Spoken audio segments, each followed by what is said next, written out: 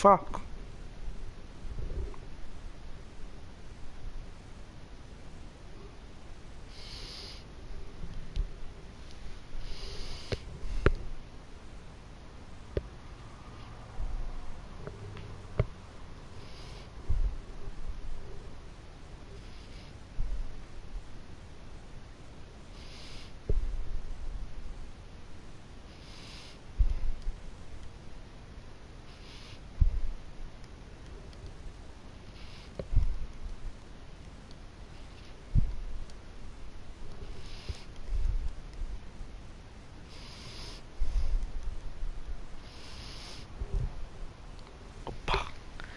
Hang on.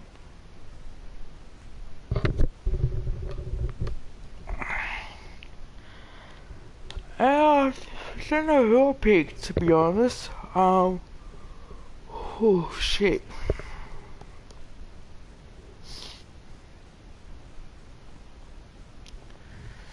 A little bit fatigued, if you can say that.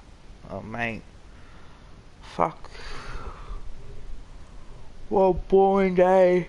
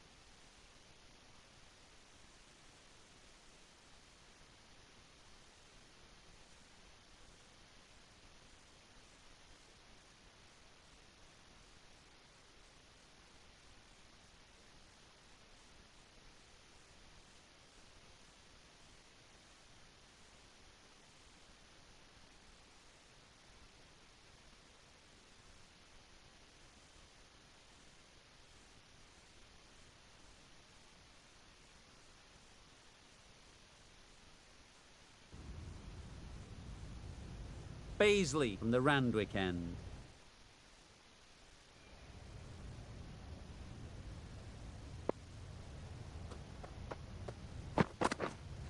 Wait!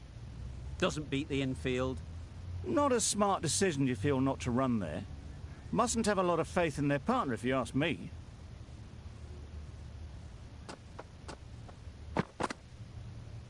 Well, that was just an awesome delivery. Whiz past the batsman. The umpire says that's the first of two.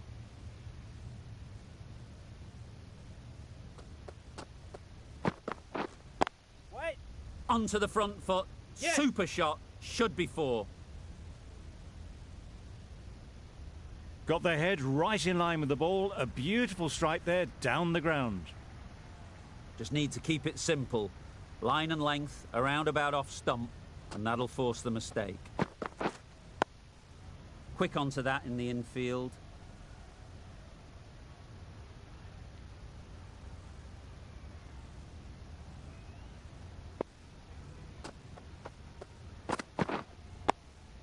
Straight to the fielder.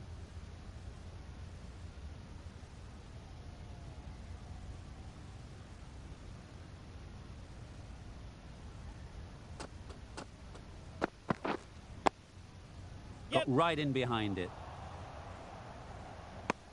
Just can't seem to get the ball away. That's the third dot.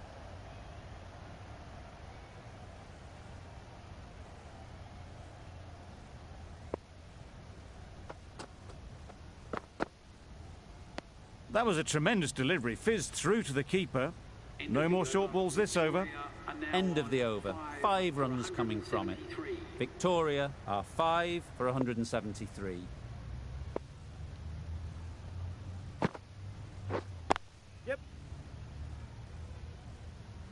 That's a boundary save for sure. There'll be one run here for them. Nicely ran, working the ball away into the gaps to find the easy single.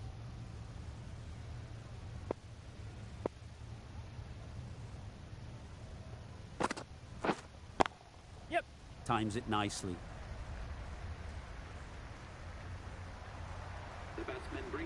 That shot brings up the half-century. Beautiful batting display. Very solid. I think this is just the start. Wait. Collects that one, simple as you like, inside the ring. They make it back, but that was much closer than it needed to be.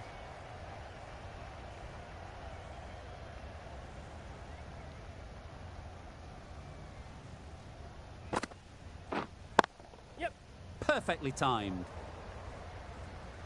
That was a textbook shot off the back foot. Plenty of confidence to gain from it. It just flies to the boundary.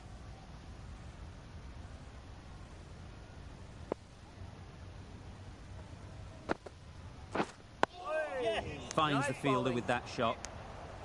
A wasted opportunity in the field like that can hurt everybody. They only had to pick the correct end.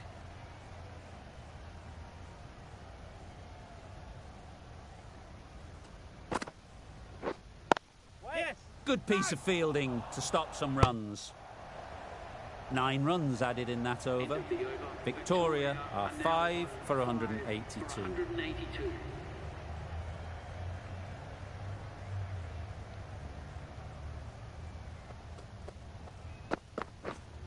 Waiting. Can't get that outside the ring field.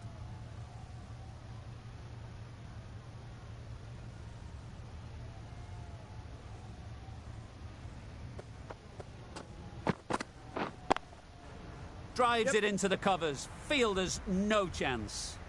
What a lovely shot. Really good timing. Out of the middle, and it raced to the boundary.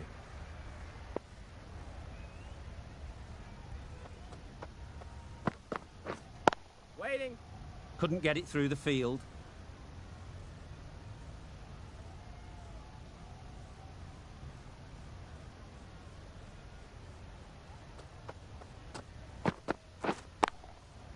Yep. Caught. Gone.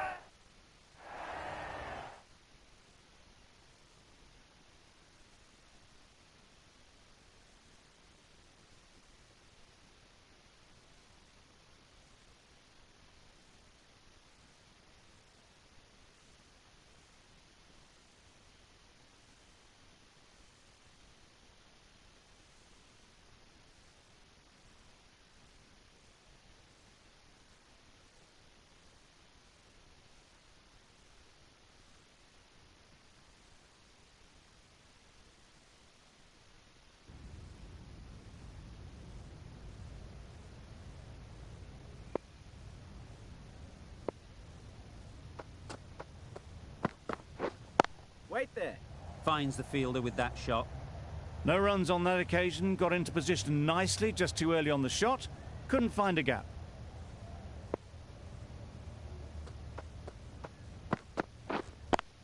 Yep. Very sweet off the bat, and 4 all the way.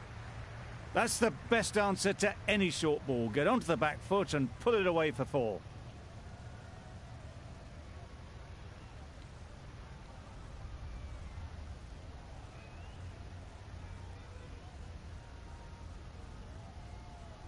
Sterling has got the big shot away this over.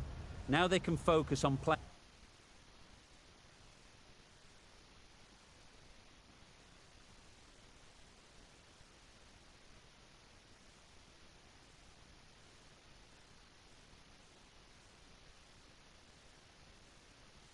Playing the next ball on its merits.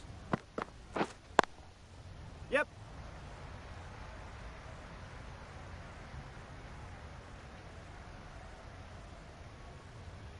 A couple on offer here. Good precision with the throw, back from the deep. Kuhneman from the Paddington end.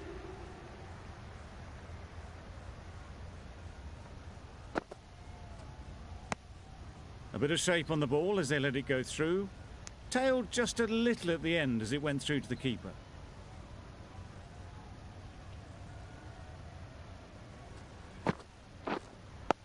Quick onto that in the infield.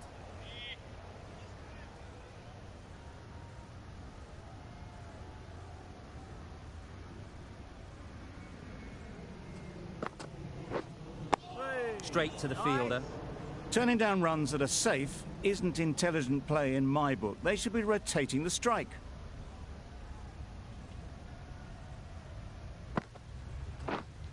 Yes! Hit that hard. Nailed it. All the signs that they're reading the ball well. Guided it away off the back foot to the boundary rope.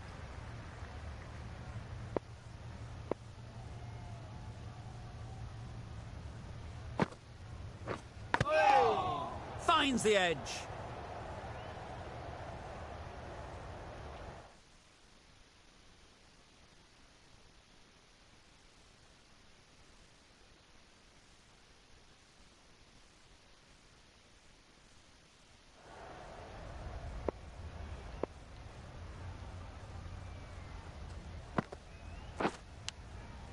Thick edge. Hanscom was maybe a bit too eager. The ball wasn't really there to play that shot. The right-arm medium bowler is coming into the attack from the Randwick end. Yep. Flew away with pace. Brilliant timing. You sometimes just have to stop and admire batting like that. Gets onto the front foot early, well timed, and 4 runs.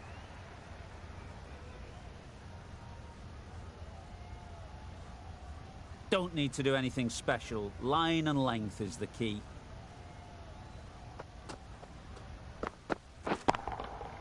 That's right out of the middle of the bat. It was a shorter ball, but seen really early. Quickly onto the back foot and powered over the boundary for 6. Boundaries are flowing. They need to find a dot ball or two to slow things down again. Goes up and over for 6. That's the positive option. 50 comes up between these two. They're starting to form a really strong partnership. Wildermuth shouldn't be too worried about that last ball. They've got them playing their shots. Just need to tighten their areas now. Waiting. Bowler!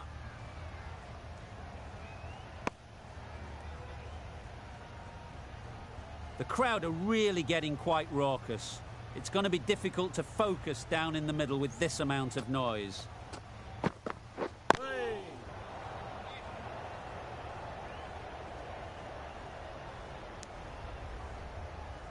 This match is getting unbelievably exciting and the crowd have joined the party. It's pretty noisy in the ground. Wait there. Can't get that outside the ring field. Just can't seem to get the ball away. That's the 3rd dot ball. Really playing all their shots that over. Really expensive.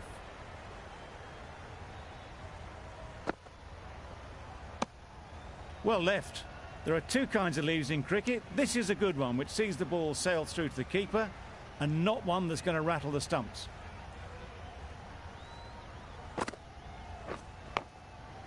Nicked it. Yep.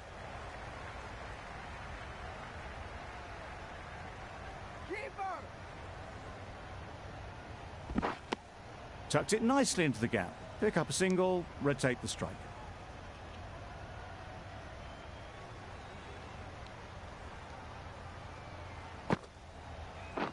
Waiting. Couldn't get it through the field.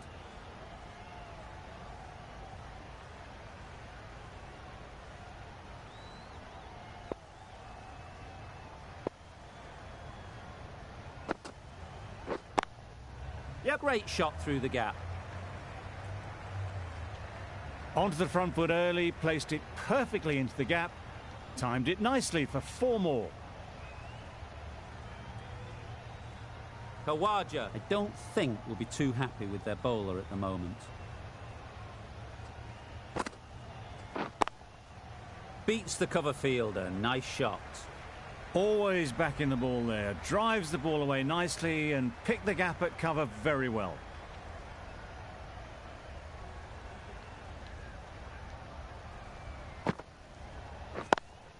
Yep. Times it nicely. Well, that was a really solid shot. Read the length early to get onto the front foot, and that raced away for 4. Over. Victoria are 5 for 225.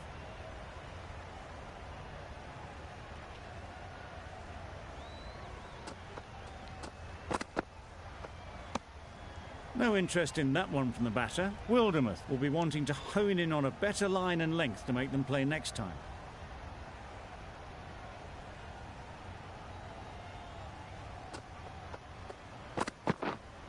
Wait. Perfect technique and placement. Seems slightly odd not just to take the single that was on offer there.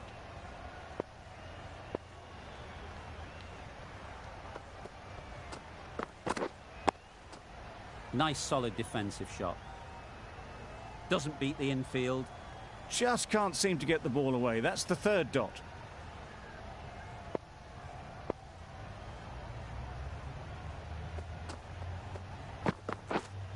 Wait. Collects that one, simple as you like, inside the ring.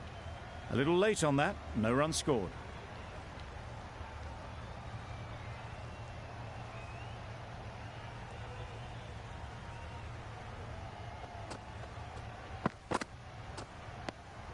A bit lucky, that's just sailed through to the keeper.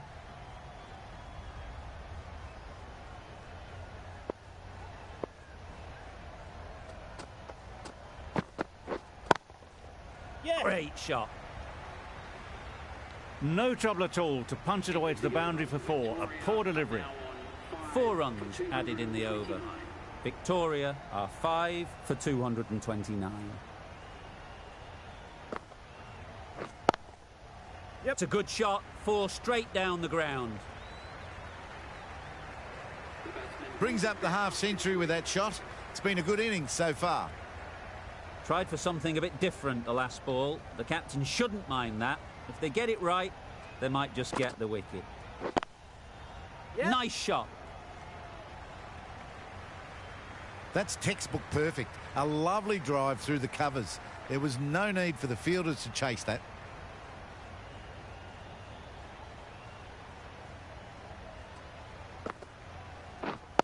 Waiting.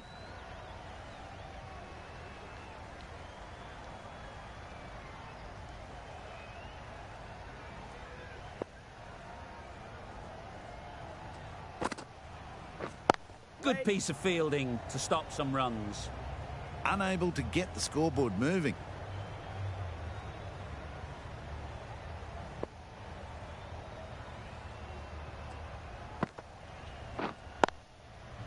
Yep. There'll be 1 run here for them. Good running. Just finding the gap, and that allows for rotation of the strike and keeping pressure on the bowlers.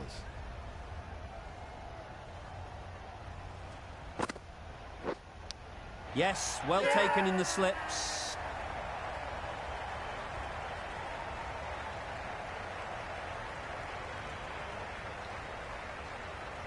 Really getting to the tail enders now. 6 wicket gone. That's not a lot left in this lineup. And with that wicket, the new batter will mark their guard. They just need to rotate the strike early on as they get settled. Wait there.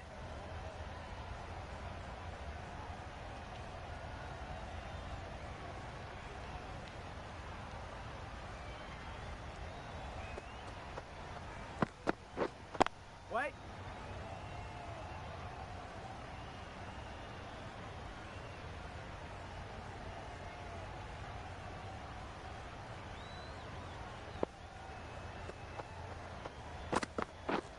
Wait there.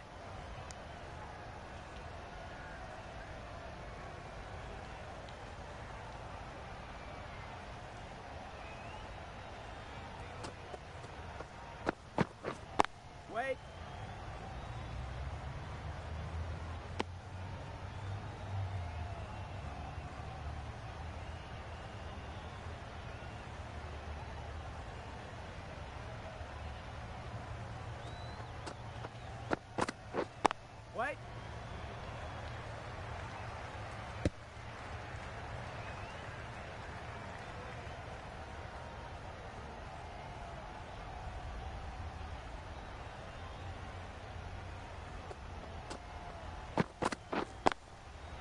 Sounded good the moment it hit the bat.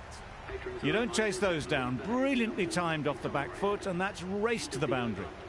End of the over. 4 off it. Victoria are 6 for 242. Yep.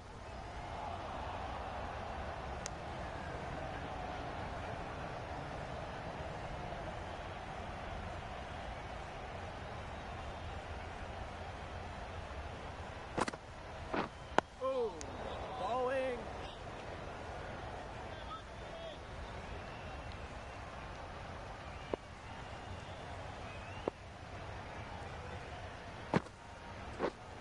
Wait.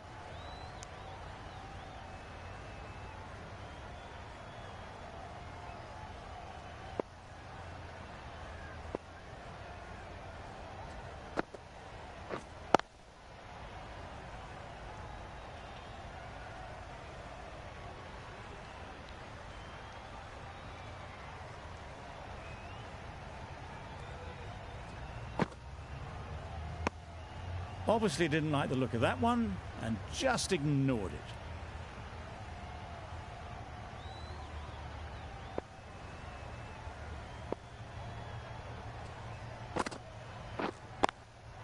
Yep.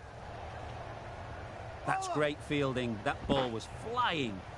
No pressure as they found a gap. It was slightly shorter, but it was seen early, got onto the back foot quickly, just pushed it away behind square.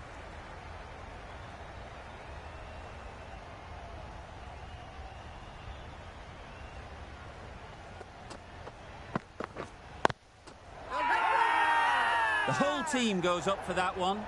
They feel pretty confident about this.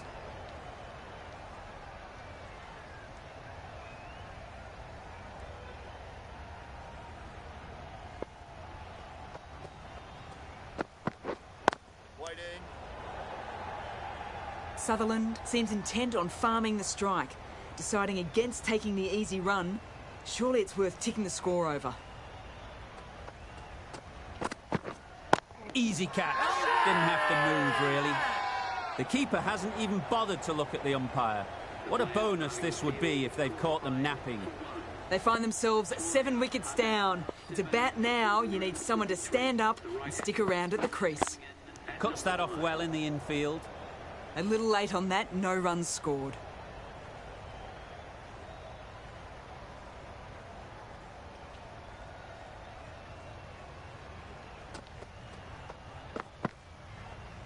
Good short ball. Really lifted on its way through to the keeper. It was well played to let it go by.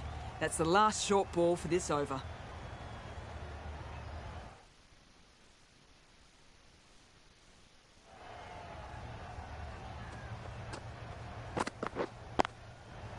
Nicely played. Perfect timing. What a lovely shot. Really good timing out of the middle and race to the boundary. For 247.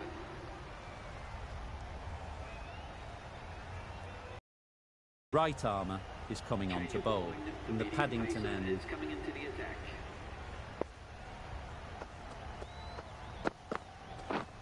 Waiting.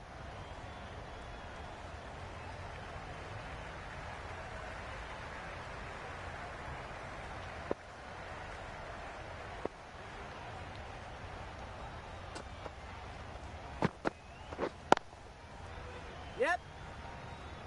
Very quick out.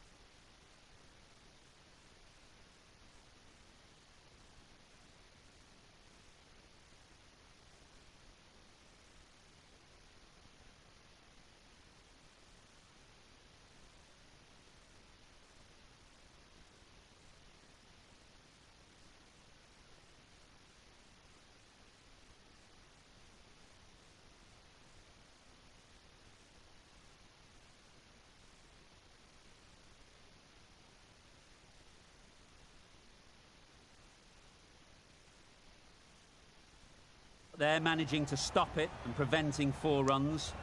Got forward well and was able to drive the ball. A lovely shot and good running.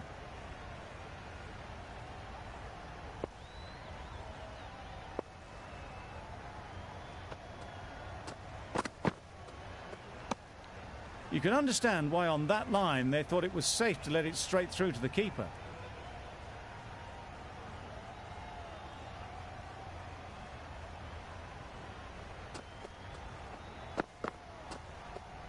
Well, that was just an awesome delivery. Whizzed past the batsman. The umpire says that's the first of 2.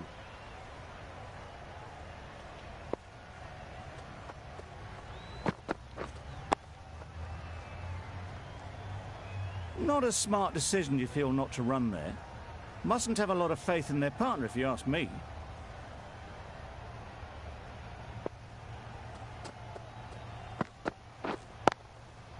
Thrashed away, what a shot.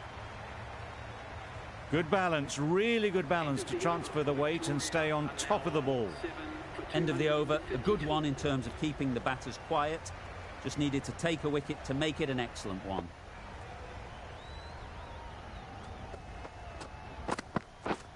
Wait.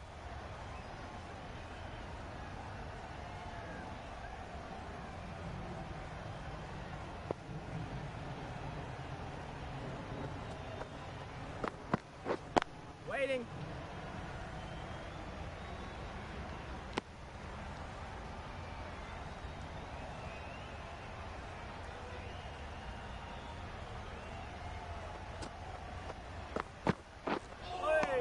Nice. Bit of a wild delivery. I'd have been calling that wise, but, well, the umpire didn't agree with me.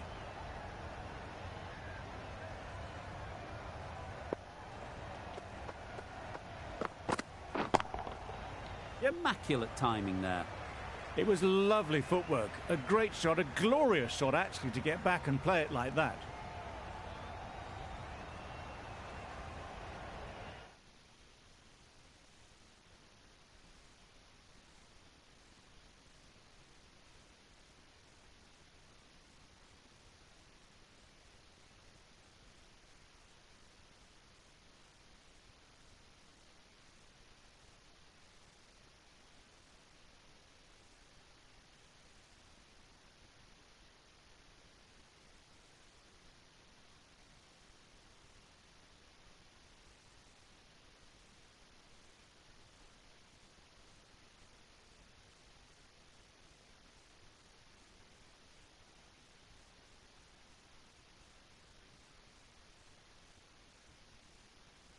Don't mind getting hit for runs. What's important is to focus on getting the next ball right. Oh, wait.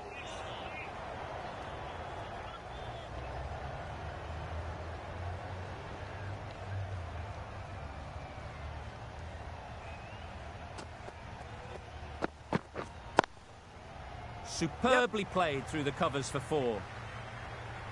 That was a beautiful shot. Rocks onto the back foot, stabs the ball away. The fielders had no chance. 8 runs added there. Victoria are 7 for 260. Got right in behind it.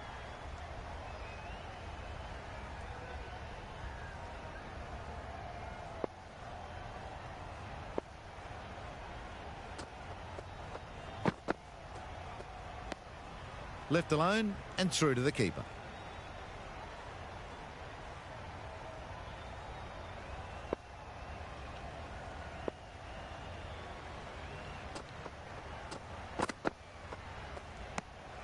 Shoulders, arms and through to the wicketkeeper.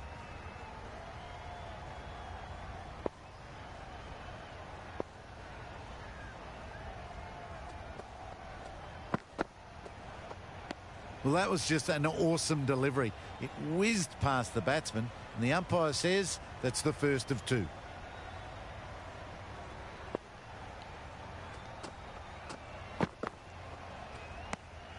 Bit of shape on the way through. Perry happy just to watch it go by.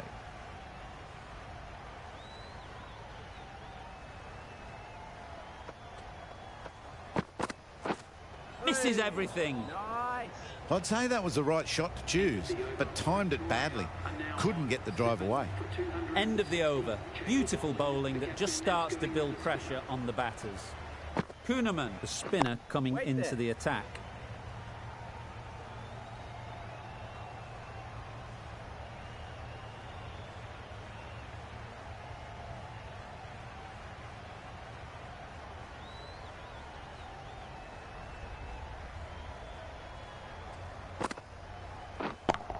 Good catch. Out.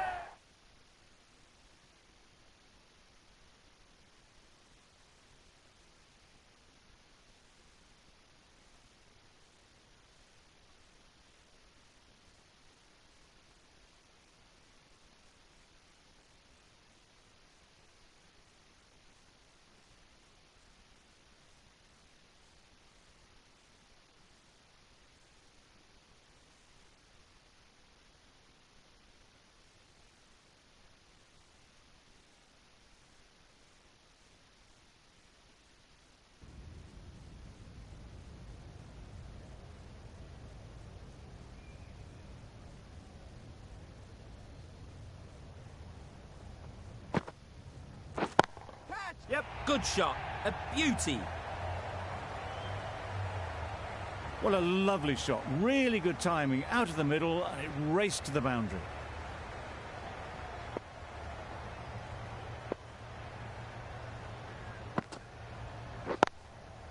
Good shot. It's found the gap.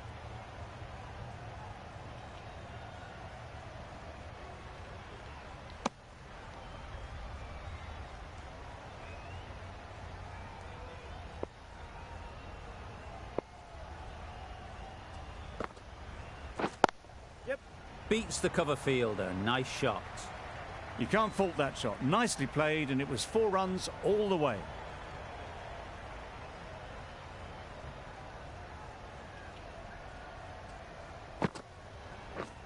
Collects that one. Simple as you like inside the ring.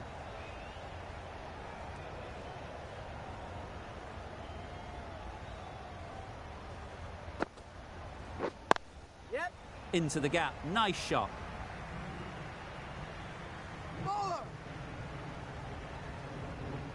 A couple on offer here. Victoria weren't given much of an opportunity. A very tidy over. Sully from the Paddington end.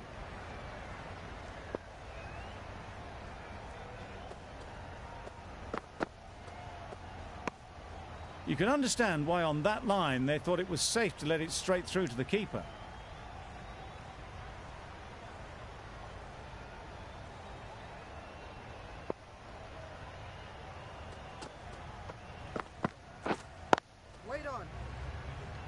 Finds the fielder with that shot.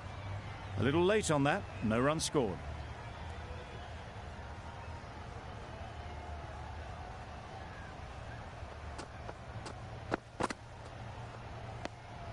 Obviously didn't like the look of that one and just ignored it.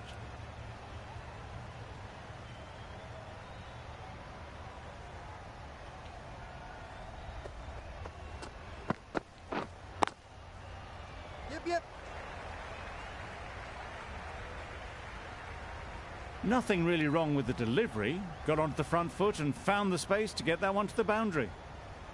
You can see how good this pitch can be for batting. You want the player coming forward, but it's a tight margin. Only a touch full and put away. No interest in that one from the batter. Sully will be wanting to hone in on a better line and length to make them play next time.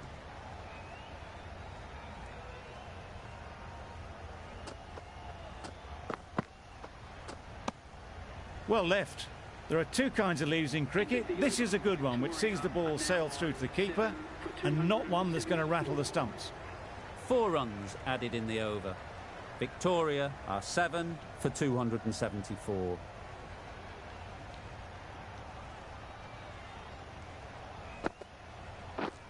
Good piece of fielding to stop some runs.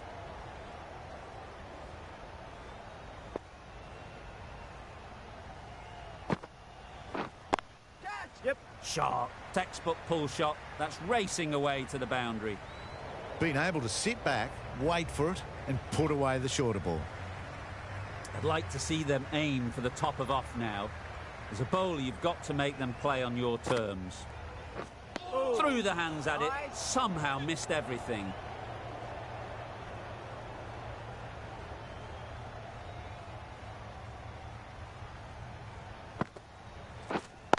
Yep.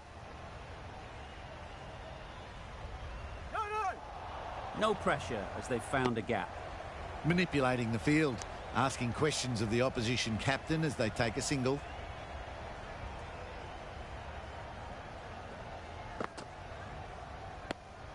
Well left.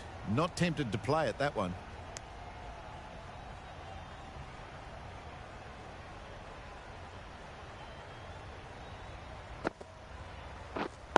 Yep, yep. Can't get that outside the ring field. A little late on that. No runs scored. 5 runs added there. Victoria are 7 for 279. Wait.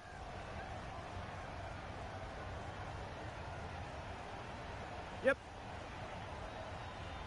Well, not the best fielding, has a shy at the stumps, but they were well safe. And to add insult to injury, the ball flies to the boundary.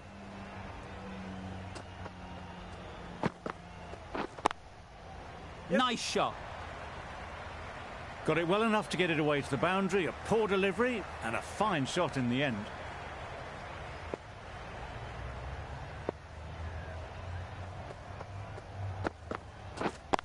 Yep. Times it nicely. That was pure elegance, right out of the textbook, that shot. Don't mind getting hit for runs. What's important is to focus on getting the next ball right.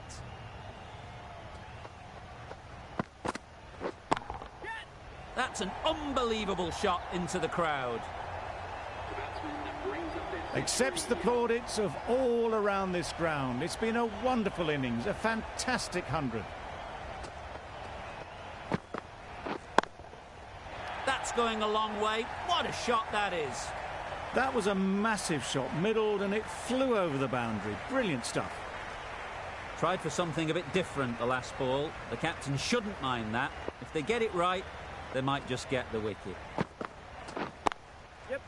Nicely played. That's the best answer to any short ball. Get onto the back foot and pull it away for 4. 307.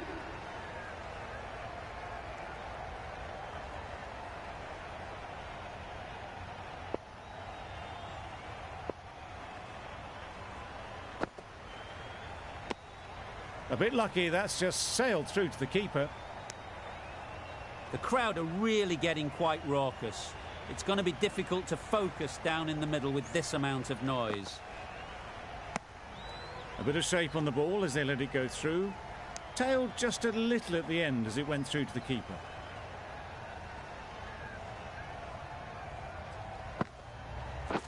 Beaten on the drive. Nice. Kuhnemann with a superb delivery. Got them trying to drive, but messing everything up.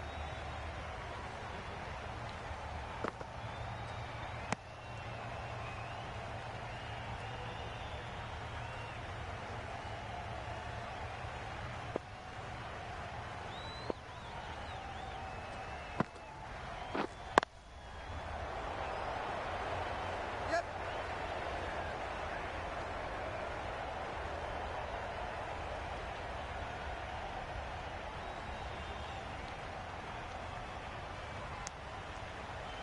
Did well just to get it down towards third for some runs.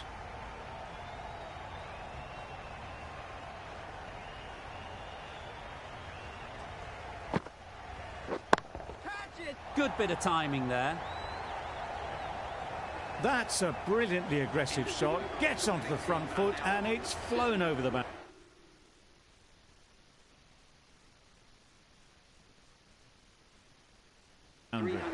Wildermuth, the right-arm medium bowler, is coming into the attack from the Paddington end. A little bit of wobble on that ball and it's safely taken by the keeper. Not enough on it to entice a shot though.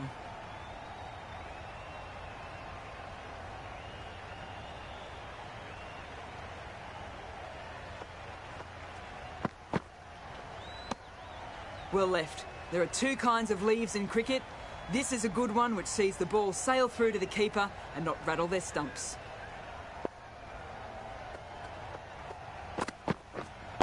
Wait. Quick onto that in the infield. Just can't seem to get the ball away. That's the third dot ball.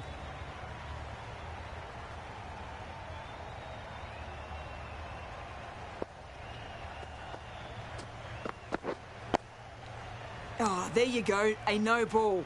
Maybe just trying a little too hard. Just need...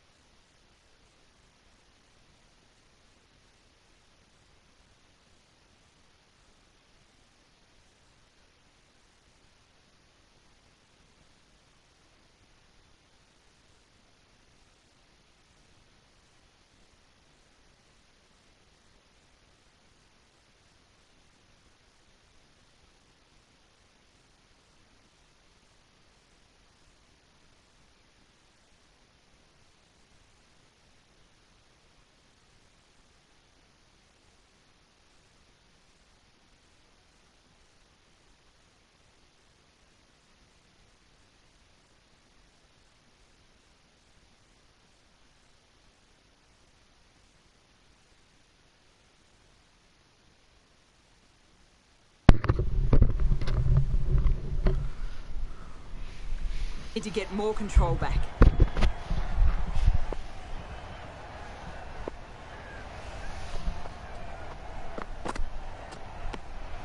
No interest in that one from the batter.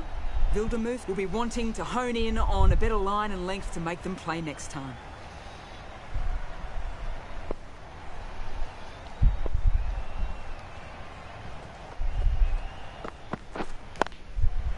Pulled away very firmly, and that'll be 4. Spots the shorter ball really quickly and manages to control the pull shot with a lot of power as it races to the boundary.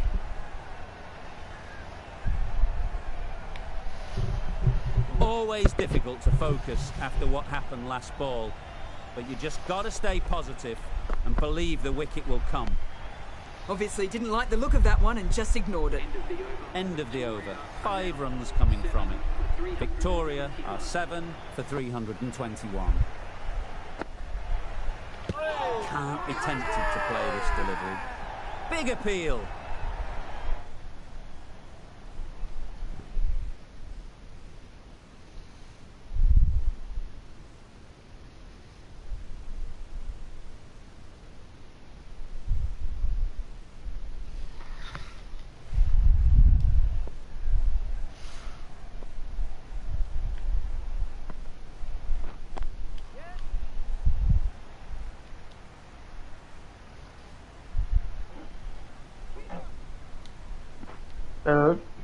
Yeah, mate. Do you go to the game or not yet? Really race between the wickets. No, I didn't go. Nah, but I thought I'd pop in just to go a little bit of time, so... yeah. Yeah, it was a shit game, though.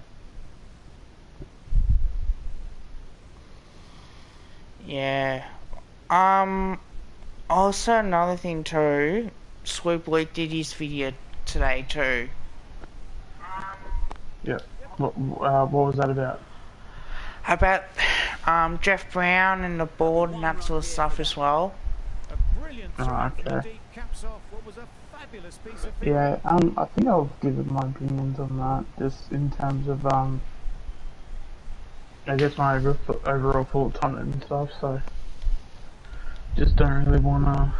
I don't have, how do I put this? Because obviously I don't want the club to do bad. but I mean, obviously, as everything that we've like spoken and stuff, he hasn't really like said anything that's like that has innovated anything, if that makes any sense. And all the answers he's given are pretty like, I mean, yeah, that's pretty obvious.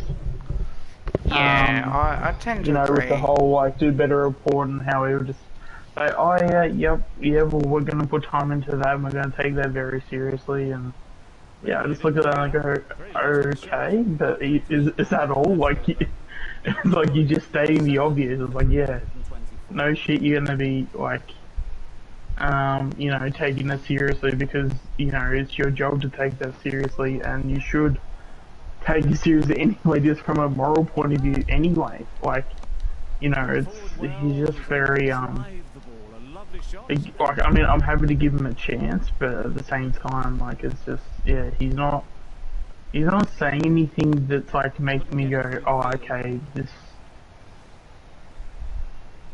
He's just doing his job. Like, there's nothing like extra on top of that, which is fine. Like, you know, you can do that. I've got no issues with that, but when it does come to that, like, yeah, I'm just not confident that, you know, that we should be putting stock in someone that's just like, I don't know, just speaking about the obvious, if that makes any sense. Now, I don't know if you guys have seen this. I don't know if you have, Sean, but Matt Rendown said this. Oh yes, I did hear this. And I've actually been saying it, but I think, yeah, because it's coming from him, it's a bit, I don't know, I feel like he's got something behind that he's not letting people know, I think, because I don't know, I feel like he's kind of like Kane Corns in a sense where he never likes to sit on the fence, but whenever he does, he fully commits to it. So the fact that, I don't know whether he's just trying to get his job back in Collingwood, I have no idea, but... Because he backed the Gurry, and he reckons he'll win the Brownlow, and we will be top 4 in 2022. That's the thing, I can see it happening. Like, I've been saying De Goey was going to finish top 10 in the Brownlow. Like, and I'm pretty sure I've made that clear on, you know, your channel, in the streams and stuff, that I've always thought he was going to be top 10. Obviously, you know, it's very hard for me to say that he's just going to win it because, Hey, I mean, he did poll, yeah, because I mean, he did poll okay. Did he end up, was he our most polled player in the last Brownlow, or was it somebody else? Oh, it's Jack Cripps it was, I think. Okay. Jack Cripps, we had... No, Taylor Adams was up there. Yeah. Because I feel like if the commentators get around him, which they will, that'll obviously help. So then the umpires will know his name and they'll be looking for him. So I feel like that plays a part too, is that you kind of have to have a name, because there's been, like, every year there's always someone that should be, like, it's not that, it's never a player that should have won it, but there's always one player where you think they should be in the top 5, but they're not even in the top 20. Yeah. And it'll be something like I remember there was a year, a couple of years back, I think probably Gray had a really good year, and people were saying, oh, you know, he shouldn't win it, but like he should be, you know, top 5, top 10, whatever, and I don't even think he made, that top 20 or top 30 sort of thing, so, I can't remember what year that was, but yeah, there's always, and then there was like the year where, you know, Swan won in 2011 when people said he should have won it in 2010, because that was like the year that he actually played better, and then, I don't know if this is like still true now, but there was at the time the popular belief that with Judd winning in 2010, he then had a better year in 2011. Yeah. So both of them should have had their respective Brownlows in the other person's year, sort of thing. So Yeah, I understand. yeah, sometimes it can just come down to umpires like knowing who's who and things like that. Race between the wickets after it was clipped away nicely behind square. But no, it's like when it comes to Randall, like I think he always loves to grab like a headline every now and then, and I don't know if he's just doing that because that's his genuine beliefs, or if that's just his genuine sort of like, or like if he's just like doing it just to get somewhere. Yeah, it's always going to be like hard to know, and because it's like positive Collingwood stuff, like just given his history, I'm just always just like, I'm always wary of it because I'm just like, okay, you're saying positive things about Collingwood, alright, what the hell do you want? Because I can never trust him when he's talking about Collingwood in a positive way, and then to go out of his way to say top 4 when nobody's saying that. Like how, like, yeah, I'm one of the most positive Collingwood supporters you can ever meet, and even I'm sort of like I wouldn't be, I can see it happening, but I'd never go out of my way and say we're going to finish top 4. You know, people think I'm crazy enough saying that I reckon that we're going to make the top 8. But that's the thing though, I do think that Fly's going to make a massive difference next year, and I think he can make it as quick as next season. It's just a matter of how it all gels, which it'll take a year for all that to happen, but so, you know, we're not going to be winning like, you know, any finals or anything like that, which, you know, when it comes to like the draft and stuff, I find pretty interesting that a lot of people are like, oh, why don't we get a key forward? And it's like, would you rather get a key forward in this draft, or would you rather get a key forward in the next draft? Because for those who don't know, like next year's draft, like the key forwards are like so damn good, it's like not even funny.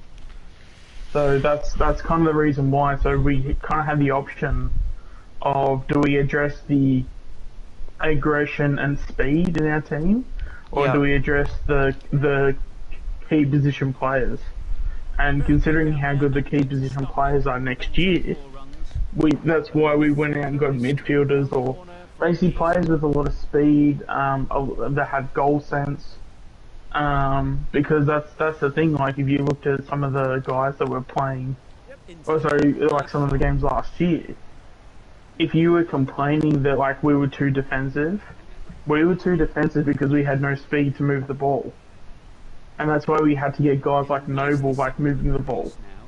And I'll say this time and time again, and obviously, you know, I don't say this to, you know, on any personal level, but Noble should not be in our best 22 at all, ever. He's the guy that comes off when you have an injury, and that's always the type of player he's going to be. So to have, you know, someone like which apparently Dacos is now going to be that type from what I'm hearing. Yeah, we're now going, instead of having someone like a Noble, we're going to upgrade and basically get a Dacos. So, yeah, I don't know if you like agree with that, Kev, or not. If you do or don't. I think that's a potentially, you know, could be. Yeah, and then just like the depth too, because in saying that too, like if you have Noble as depth and is someone that's playing in the VFL most weeks, like it doesn't make you a premiership side or anything. But if you have a player that's because Noble is, I don't know if AFL ready is the right word for it, but like he can play like AFL and he can do fine, and he can do his role, and he can be great at that. But if he's playing the majority of your games every year, or playing to the extent where like it's either AFL or bust for him, like that's, as a team, that doesn't make you a good team, if that makes any sense. So that shows the lack of talent you have in that area than probably anything else.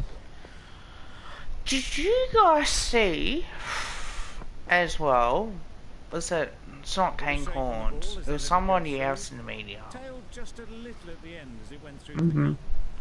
Who you think who wasn't winning the premiership in the next 5 years? So it was on SEN. It was on SEN. And he had Collingwood up there as for 5 years not winning the premiership. Well, might have been David King. No, I don't think it was David King. I think was it to win or not to win? Not to win the premiership in 5 years. So they had ones that were up there contending, and you had the ones that... I don't think it was David King, no. I'm pretty sure it was somebody else. Well, that's Sam the thing McClure. to say that we're not gonna win a. Well, that's the thing to say that we're not gonna win a premiership in the next 5 years is a popular opinion to say that we won't do that because we finished 17th. But in 5 years is what season 2026, and I can tell you now with the whole department that we have, the amount of people that are going to come in and out of the club by then, good and bad in terms of players and stuff. No need for the fielders to chase. The fact that we're going to get a key position forward, which, you know, by that 50, you know, he'll have 4 years under his belt in terms of playing, you know, so he'll be ready to go by that 50 if you want to go by 5 years. You know, there's a lot of things that at play there where you can, like, I genuinely think that we will have a premiership by 2024 because I think it'll turn around that quickly. I think it will. I think it will come good.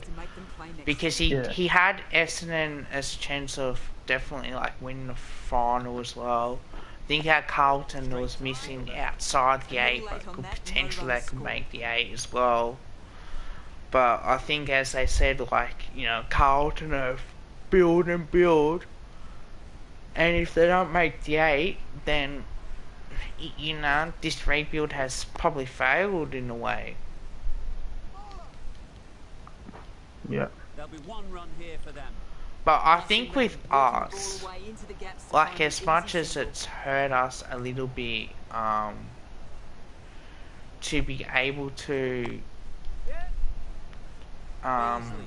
with the whole trade period, I think that we've done really well this year. And the place that we got in, we got enough youth in. Let's attack it, and let's see where this takes us. Because I think that we're going overall, yeah. I think overall, I think we have, in terms of the players that we have, I mean, obviously barring like every year you're going to have people go in and out, but the majority, like, I think we've got 80 to 85% of the players that are there, and then obviously, you know, by 2024, you know, Pennerby won't be be there. Roughhead probably won't be there. You know, there'll be a few players that like won't be there, but I still think that we've got about 80 to 85% of that list will be there for a premiership. And yeah, it's just a matter of. But even I was like thinking like as well too when it comes to, trying to think of the.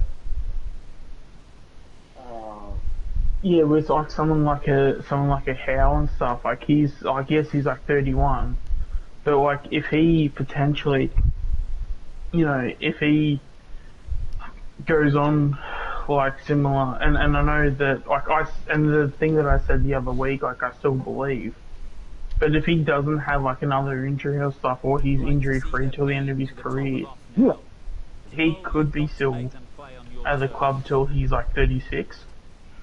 So you could maybe have, I don't think it'll happen, but potentially you could have someone like a Howe in his, like, there could be, say, roughly, what's it called, you know, someone like Howe that could be, there when we do sort of like win a final, but, Really can't have been wide by much though. But yeah, that's just Yeah, side bottom may not be there.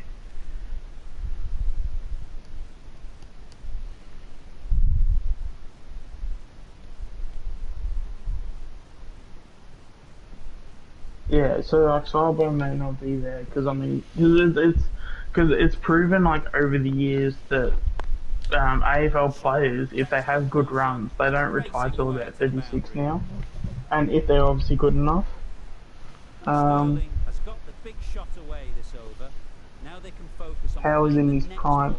Well, yeah, I mean Howe is a very good player, but you know he has to make sure that he looks after his knee because that's the biggest concern right now.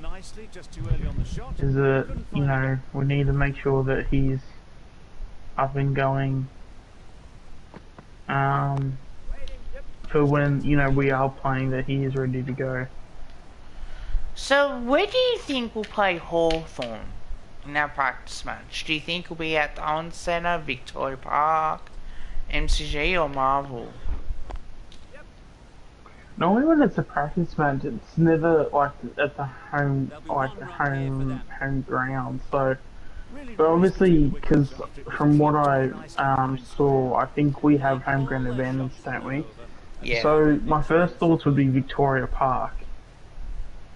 But then, I don't know, like, unless if they want to do, because I know we've had a few practice matches over in Melbourne.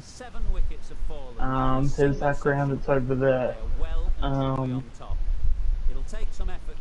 So unless if they want to do something like that, but yeah, normally we use Victoria Park for our practice matches or and matches that are like outside of. We had played Melbourne at one practice match at the Holden Centre.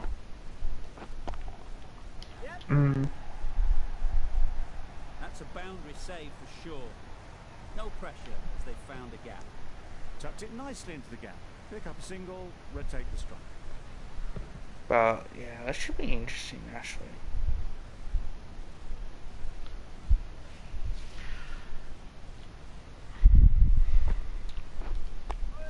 Good piece of fielding. Yeah, but in terms of like all the players that like we have at the moment, like yeah, the only thing you can really say about the list is that it's just too raw right now. But in terms of the depth that we have, and then barring, because I think you know we've got some of the speed back.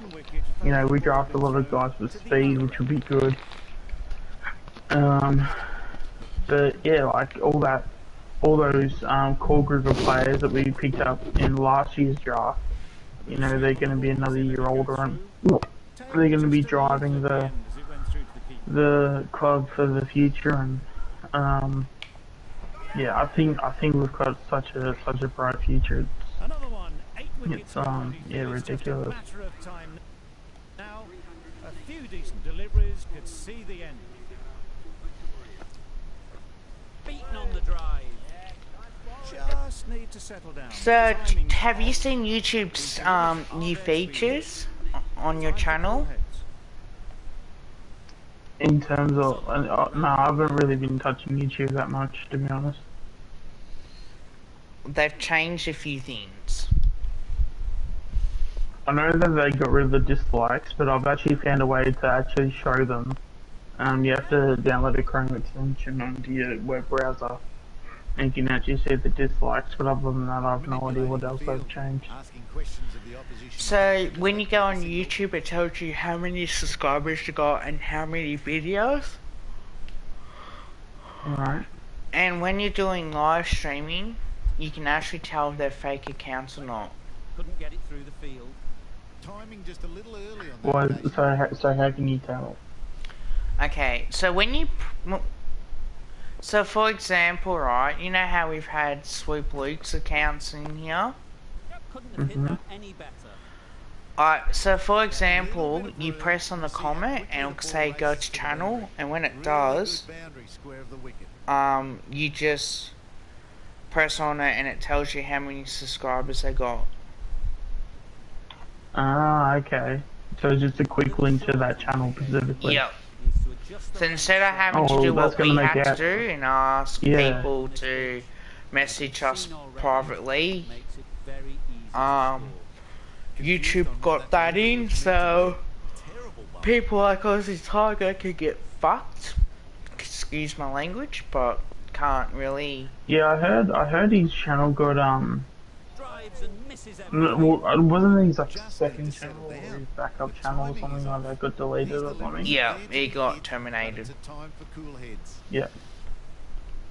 I do apologise for the swearing, guys. It's just that now that I'm able to know who it is by going on YouTube and going on my live stream and able to see it, unfortunately, my premieres that I do, you can't tell the difference. It just when you go on the comment as well. So yeah, I can check if it's real or not. Victoria 8 for 390. Because Shannon went live today too. Oh, okay. Really good shot there. So, and that's how I know him, because I've seen it, and it's actually like I don't mind it, to be honest. Mm. Obviously did.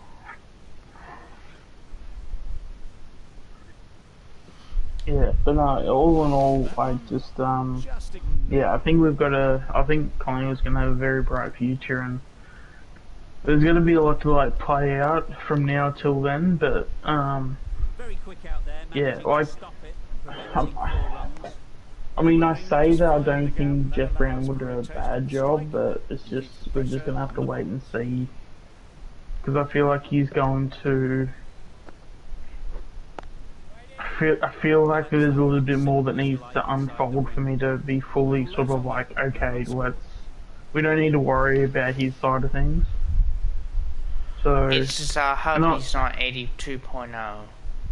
That's the reference. Well, he actually got asked that question, and he's just like, yeah, no, I'm definitely my own person, and yeah, that'll be it for that question. And when I heard that, I'm just like, to anybody else, that's probably just a basic, like, yeah, okay, cool, we can move on. But it's like, I don't know, it's one of those things, like, when you hear people just talk all the time, and it's just like, instead of you talking, like, I now, like, I've already heard talking from you, and things haven't happened the way that it has.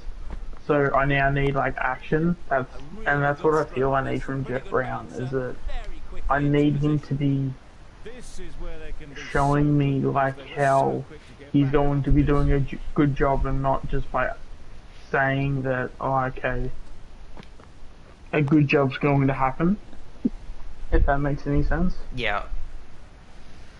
No, and I agree, like, for the record, I didn't vote. Even if I did, I would not have voted for Jeff Brown, because that trust issue for me would be because of the son working as a journalist as well. Well, there's just too many things where it's like you can't, oh, this is probably going to be, I'm probably going to speak out of turn, but, like, you know, you can't, like, accuse him of anything, but just because you can't accuse him of anything doesn't mean that if he has those tools at his disposal, you know, they are tempting, you know, you'd imagine that they are tempting for him to use. And then the fact that, like, things have happened to where if he has used them, it would make sense that he has used them. Like, so then the fact with, like, the media and stuff, and how, yes, he may have a son in the media and it's only one person, but again, like, he knows Eddie. Like, you know, is he going to? And I guess maybe just, like, also just having a president that's just not the face of the club, I guess, or not the face of the club, but just even at the very least that just continues to put his face out there. I think to have a president that's not like that will be a really good change. So if Jeff can just sort of, like, in a sense, like, keep to himself, like, I feel like that's going to be much needed as well. Yeah, I think if he does that.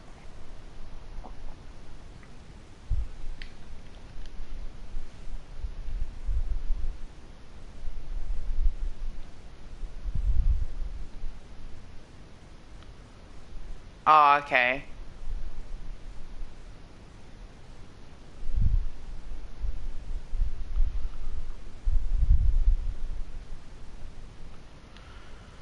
So, my question would be for you guys as well in the chat, is that,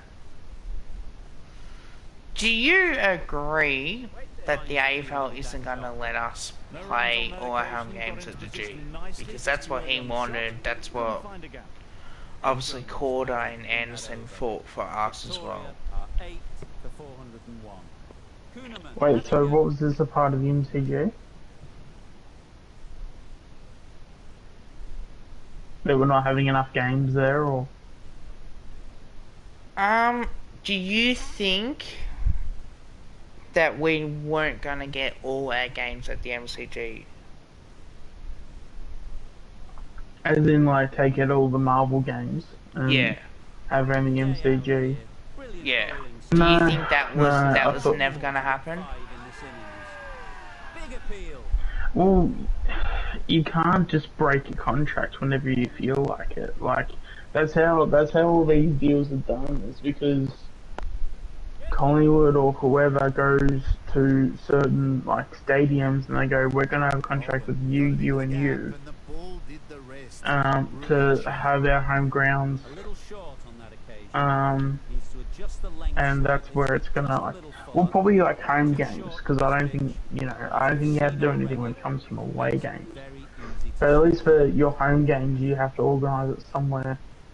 And then when you sign contracts, it's very rare you sign a 1 year contract, especially when it comes like stadiums. Like, I can't remember what the MCG contract was, but it was something like, I think they signed a contract for like 30 years. Yeah. 30 or 50 years or something. Yeah, something like that. So, because it doesn't bother me if we play the Bulldogs at Marvel, to be honest. Like, you tend to ask me, why isn't that the MCG, and they changed it, I think, in 2019 instead. But other than that, like, it's, to be brutally honest, it should not matter. Like, let's not be like Richmond and whinge about Damien Hardwick saying, oh, don't play home games at Marvel, blah blah blah. It's like, well, mate, you're gonna have to suck it up. Do you know the media's gonna tear us a new one if we do that? Yeah. But even so, like, I mean, I don't mind going to Etihad. Like, I think MCG is a lot better, don't get me wrong, but I just don't see. I don't know, maybe it is because, like, I'm really not fast when it comes to those things, but, like, it doesn't really annoy me, because as long as I get to go to a game, then I'm not really fussed where it is, as long as I can get there and watch, or, watch it on TV sort of thing.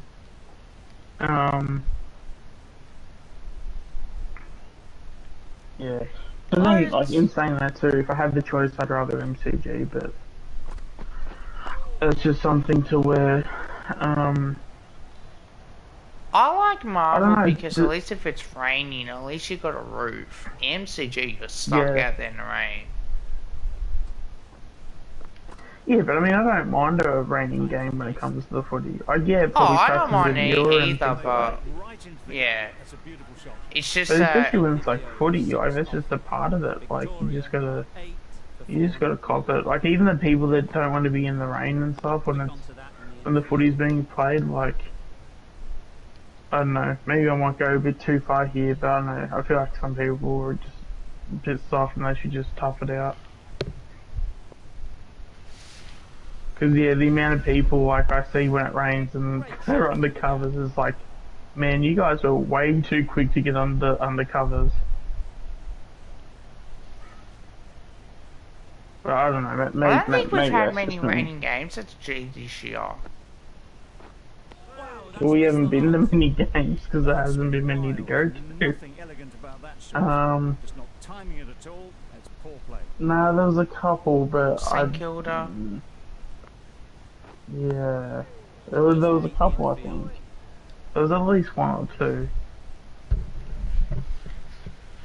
I finally got my membership coming today. Oh yeah, I got mine a couple of days ago. It was on my Monday. So I'm all ready to go. I'm gonna post it up on Twitter and that too. Mm.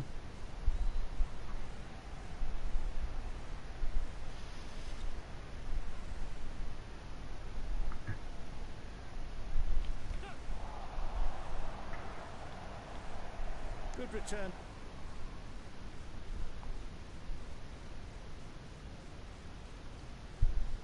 Oh, do we know when Marsh is coming back? For the Melbourne Renegades? Not too sure. Is he playing for Australia? Sean Marsh, no, he's injured at the moment. I'm not I too don't know sure. how long he's out for. Well left. There are two kinds of leaves in cricket. Because if we had Marsh, Sail through to the keeper. if we had Marsh playing today, I reckon we probably would have got the win. How much did you lose by? On that occasion, got into position nicely, About just too early on the shot 30. and couldn't find the gap.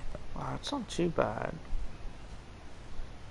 Well, we had that. Was it Laurie Evans got about 46 off about shit all, off about 20 something balls, 22 balls I think it was. Not enough on it to entice a shot. And if he didn't have that knock, I think that was the difference in the end. Because that came in the last few overs. And if he didn't have that knock, that I think that was the difference between us winning and losing. Just need to settle down. Oh, it's not too The ball's there bad. to hit. They're trying too hard, I think, to really smash it, rather than just time. It's actually pretty decent, to be honest with you. Mm. Well, considering they made what 206, like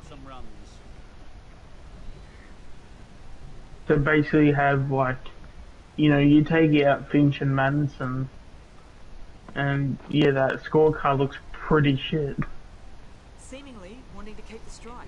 Like other than Fraser McGurk, and I don't even want to give credit to Sutherland. I just don't know why they're thinking that he can bat. Like he's similar to like Faulkner to me with that, where he's just a guy that's just gotten lucky and he's just thrown the bat at a couple and he's middled them and they've gone for 6 a couple times. Because some of those shots, like he hit for 6, were just dirty, like cow corner, just logs. So to think that he's anywhere close to being named as a batter, I think is, you know, you're kidding yourself if he's a batter.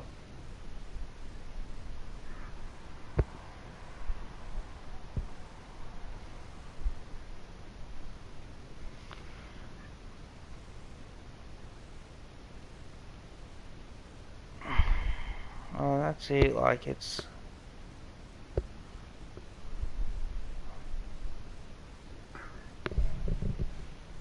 On the drive. Sandhu with a superb delivery.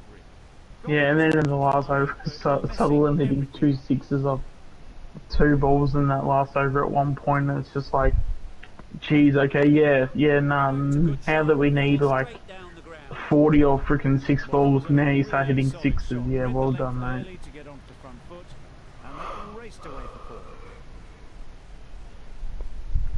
It's doable. Yeah, and then you have a Harper too, like, Harper literally batted, like, you had Sutherland, Nubby, Fraser McGurk all batted in front of Harper, like. And even like Fraser McGurk, like, I really like him as a player, I think he's going to be fantastic, but he's just, I don't know, I just don't really see the point in playing him. And granted, okay, yeah, I might look dumb for like saying that, but he's just, he's that guy that's like you just have in the waitings and you wait for him to develop, and then once you develop him, then he's like all good to go. Yeah. Like, it's just every time you see him, like you see a lot of potential, so I see why they keep keeping him around. So it's not like I don't want to like see him go, but I don't know. It's just when he's not like the kid's 19 years old. Like, No pressure as they found a gap. he just Good running, just finding the gap, and that allows for like I think they're just playing him a little bit too early at this point. And I don't know if they did that just to make sure that they had him, so they could like sign him up and stuff, and they could get him in early. But it's just whenever he go, like when he went out there to bat, it's just like, yeah, okay, you're doing alright, but Well, it's just like It England just- at the moment. yeah, it just felt like it was. He I don't know what it is. Like he just felt like he was a little bit out of place. Well, not out of place, but like you could just tell he just. You know he's going to belong eventually, but he's just not there at the moment. Yeah. Good shot. Found the gap.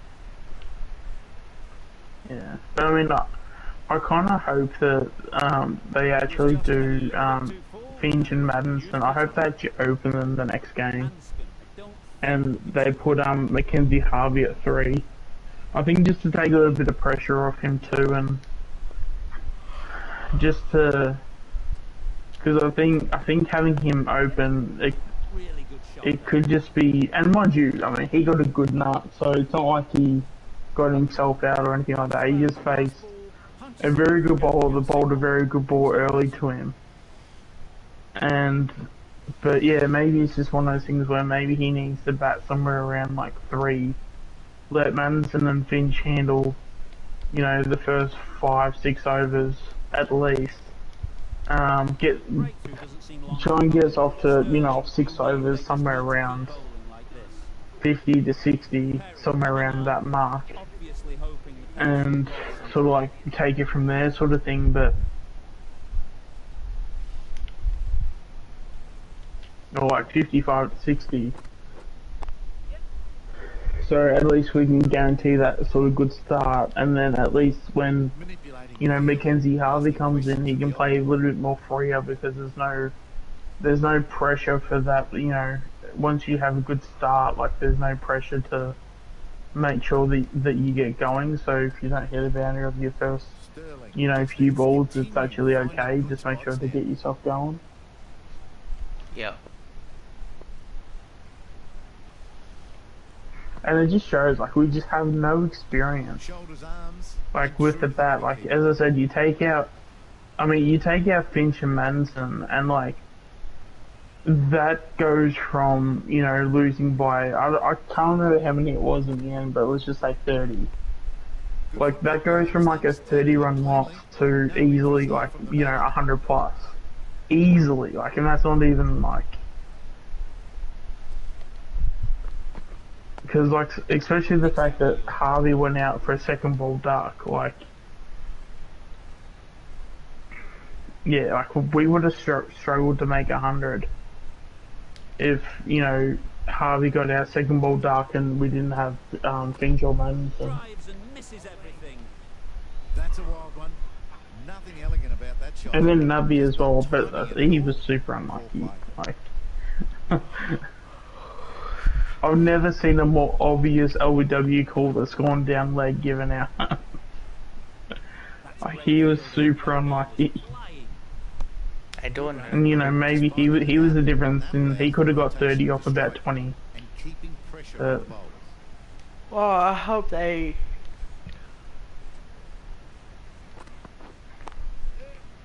They need to have DRS in. I think so. If you can do it for the test and you can do it for all the international stuff, why not? The team will be Like, I'd rather, like, because that's the thing, I'd rather have the right decision at the end of the day. Yeah, so do I. Because if you're batting or you're bowling, like, and you know you've been hard done by, and you know it's just, and it's not like a personal thing towards the umpires, but if you're playing, like, you want to make sure the right call is made, and that's even what the umpires want too. Like, they don't want to screw it up. But you know that. But I just don't understand why. You know, you have the technology, you have so much experience using it, because you know we've been using DRS for what 10 years now at least. Yeah. And that's you know, we're not even talking about just the DRS that we have with the runouts. I mean, the runouts have been out for longer, a hell of a lot longer. So, yeah, like I just got right in behind it. See, at least the one thing I want is them to get rid of is the umpire's call. If it's in the stumps, it's out. Any part of the stumps, it's out. I don't mind that, but it's just if you have DRS and it's umpire's call, I don't think you should lose a review. That's my take on it. Like, I think it's really shitty when you review a call, but then you're not wrong in that call, but yet you still get punished because you weren't right. If that makes any sense. Yeah. Like, I think if it comes down to an umpire's call, I don't think you should lose the review. Because at the end of the day, you weren't wrong in what you said, because you're thinking, hey, that's going on to hit the stumps, or, you know, he hit it, whatever. Well, it's mainly the LBW, because LBW is only when that situation happens, but, you know, if it goes on to, like, hit the stumps, but it's only, say, 20% of the ball, like, I don't think, yeah, okay, leave it as not out, because you want whatever it is, like, 40%, 50% of the ball hitting the stumps. That's fine, but I think it's wrong to, then if that's the case, the ball's still hitting the stumps, so you shouldn't lose the review. Yeah. Because it should only lose the review if the ball's not hitting the stumps at all. Because then that's the thing of, okay, well, you've wasted our time with that review. Then you take it away as if it's like a punishment. If that makes any sense. Yeah, and I think, you know, personally, I think any ball hitting stumps, whether it's 20% or not, it's still, at the end of the day, it's still hitting the stumps. That's how I see it. I think they do that because of the technology, so they want to make sure that the technology may not be accurate, so it could go left or right for, you know, have a, like, length or whatever it is. So that's why they do the 50%, so they know, you know, they can guarantee it's going to hit the stumps, they can guarantee it's going to knock over the bales, things like that. Like, I still think it should be lower than 50%, like, because, you know, if the ball's hitting the stumps and it's 20% of the ball hitting the stumps, I mean, the bales are going to be will be flying. Yeah. But, and yeah. that's why I think it's, well, they need to really check that. Loud shout.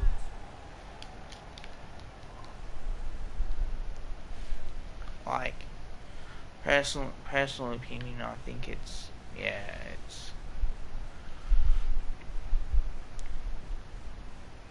because we're relying on umpire error to really help out the calls as much as possible. It's just like, well, you know what, at the end of the day, like,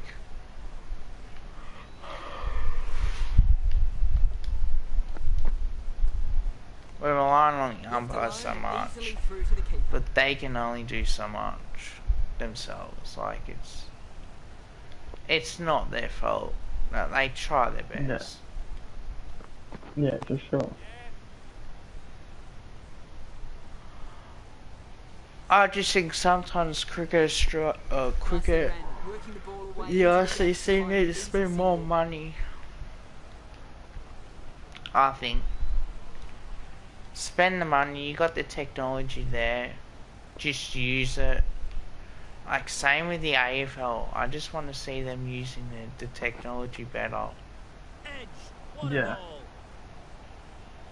Yeah, just like Strong appeal. Because there has to be ways where you can have certain camera angles.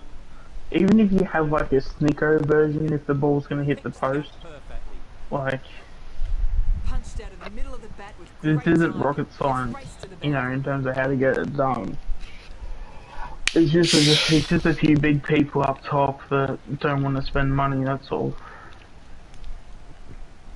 Getting nicely settled at the crease now. Would have been really happy with that last shot. Oh, fuck, it's low in 17. Oh god. I didn't even realise I was streaming late.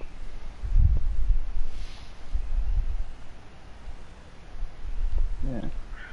But just like quickly back on like the Collingwood stuff, like, is there any like, I don't know, any predictions you want to put out there or anything, or because like I think it's gonna be interesting to see how Checkers goes next season, because with how everything is with Checkers, how he's been their leading goal kicker for I the reckon last Nick 3 Dacos years might now. win the Rising Star as a bold prediction. You might be, well, actually, no, probably Horn Francis would be his favourite, actually, now I think about it. Because I guess because he went #1 and he does look a very good #1 pick. Well left.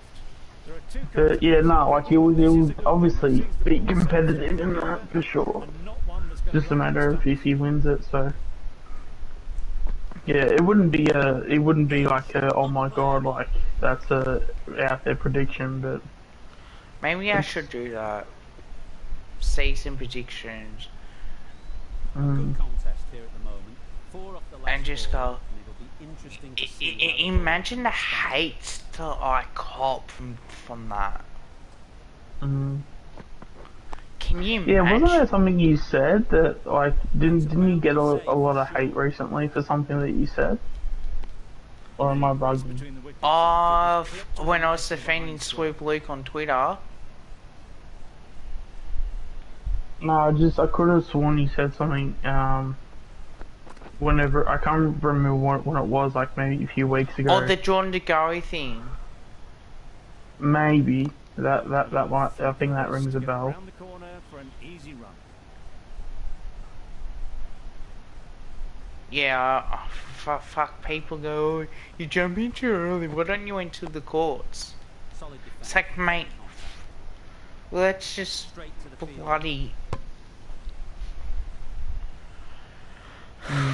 you know, because he's not going to learn. Let's be honest, he's not going to learn. Loud appeal. Like, I'm just tired of all the, like, I mean, the fact that the sexual harassment charges have been dropped, that does make it a lot better for me, at least. Because, not that, obviously, assault is, you know, something to not take seriously, because it is.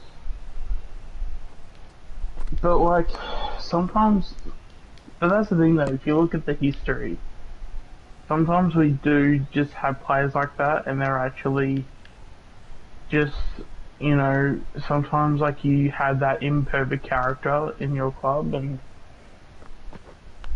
it doesn't make your club any better or worse for it, but, you know, it's just, I don't know, it's just when you win a premiership and you have those types of guys, that's one of the things you can look back on. The reason why I think he did it is because he doesn't want anyone to know that he's capable of it. I think with the lawyers that come into it, eventually they're gonna bloody do stuff behind closed doors to really, you know, try and get the charges dropped to like more seriousness. Like it's. And that might offend a few people, but it's true. Like, how much more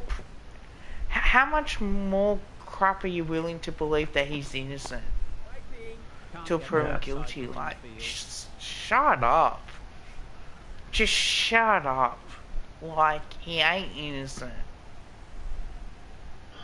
him and his mate glassed the guy and they attacked him. They kicked the crap out of him. I'm sorry, but that's what happened. That was pure elegance. Yeah, in terms of the assault stuff, yeah. 5 runs added in that over. The Bulls are 5 for 201. What would happen if that was someone else's family member? Like, are you going to say, oh, innocent till proven guilty? Or are you going to say, oh, you deserve it because you're a big mouth, blah, blah, blah? Like, no, you're not, because if you do say that shit, you're screwed up in the head. You're literally screwed up in the head. I'm sorry. Like, you're gonna believe a family member, or you're gonna believe a friend, more than you're gonna believe Jordan De Goey. Am I right in saying that? Well, yeah, if it's a family member, you would at the very least, you would take their side over the other person. That's right. Like, you'd start off being their side, yeah.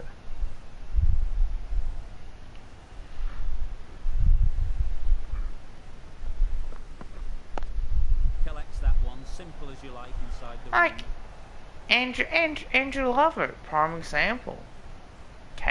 Was from Essendon, came to St Kilda, had the R-word charges against him. St Kilda stepped him down, you know, obviously got found guilty in that. And look what happened next. They suspended him. They sacked him. So, I think we have to learn as a club that, mate, enough is enough. Like, we already lost a sponsor because of a drink driving. Oh, anyway, what are they going to do if we lose women in the AFL because Jordan De Goey? What happens if we lose sponsorships because they're lying about our culture? The end of a wonderful session of cricket.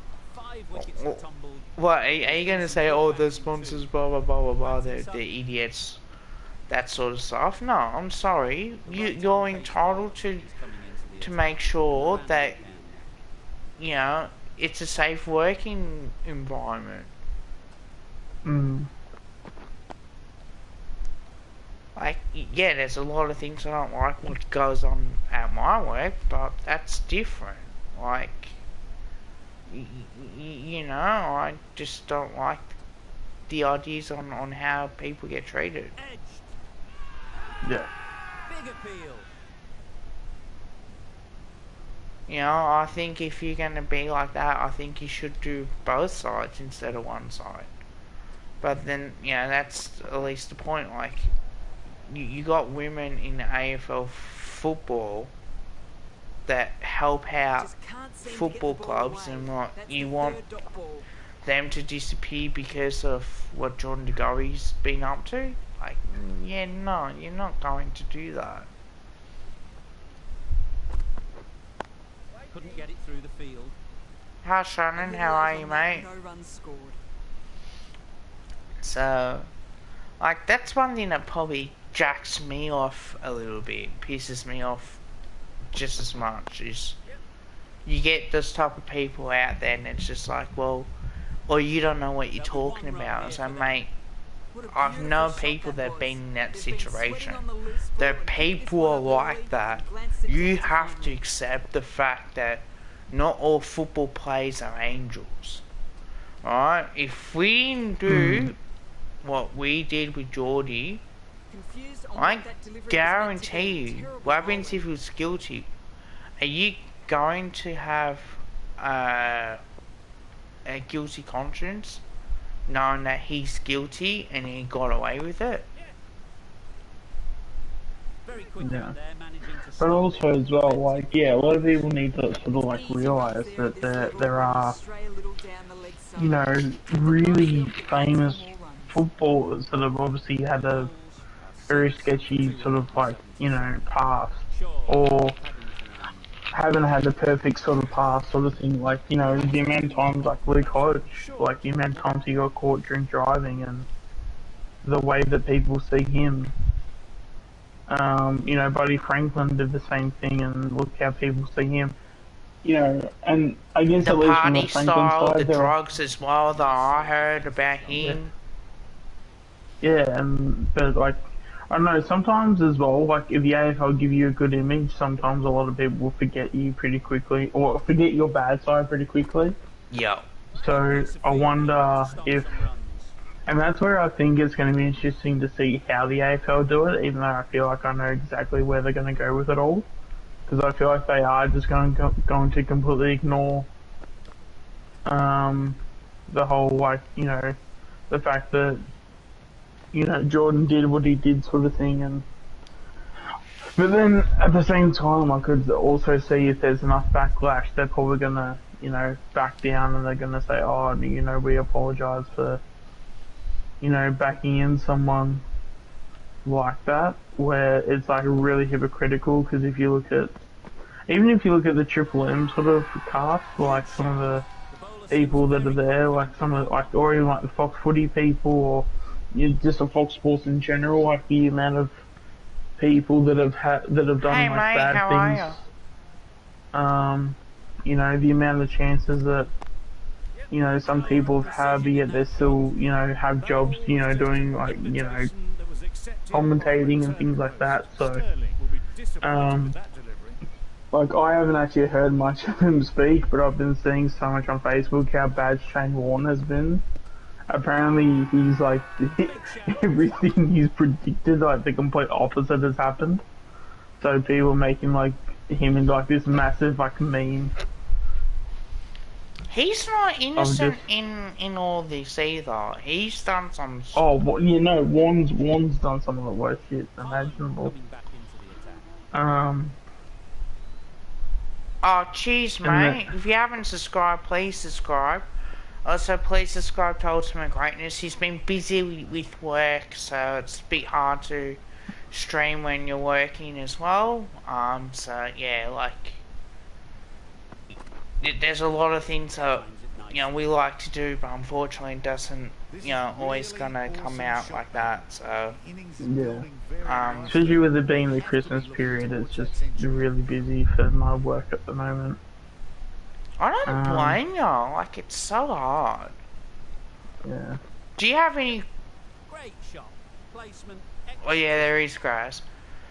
Do you have any work? Can't time that any better. Perfection. Please give slow what? Ball. Renshaw has got the big shot away this over. So I think he was telling you to bowl slow ball. On its merits. I might do that. Change up the pace.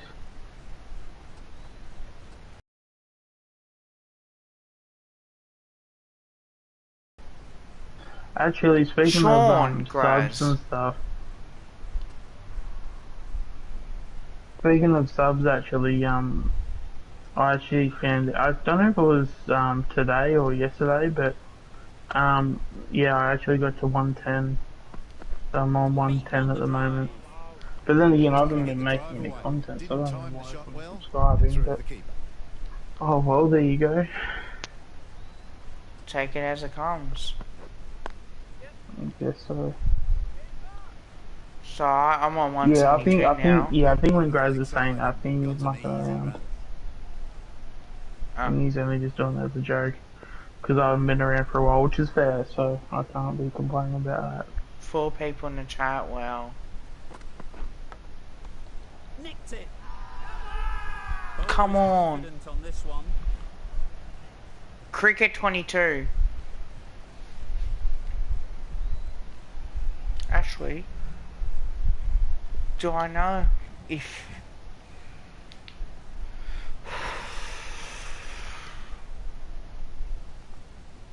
Alright, now they're saying seriously who is it, so maybe you might need to. Ultimate Greatness. Guys, surely you can't have that bad of a memory.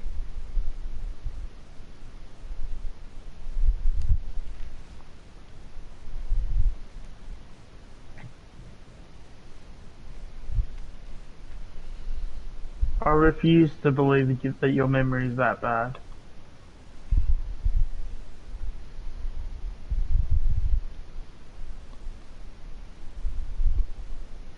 Sean, come on, man. 172 subscribers. Alright, so. Yeah, no, he's definitely taking the piss. They just need to rotate the strike early on as they get settled.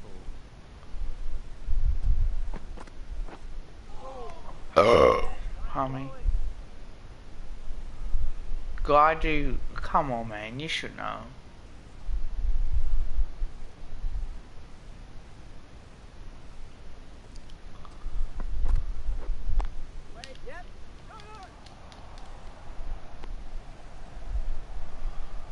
You might have to take his mod away if he doesn't know who I am. It might not be the real Graz then. Wonder if he's gonna speak up about that.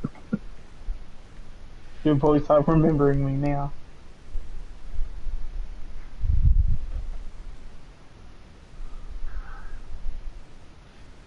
Well, I know who the mod is. Nah, just remember, I can always check out who it is. Nah, it will be the real Graz, I think. It's just Yeah, I know it's real. Yeah.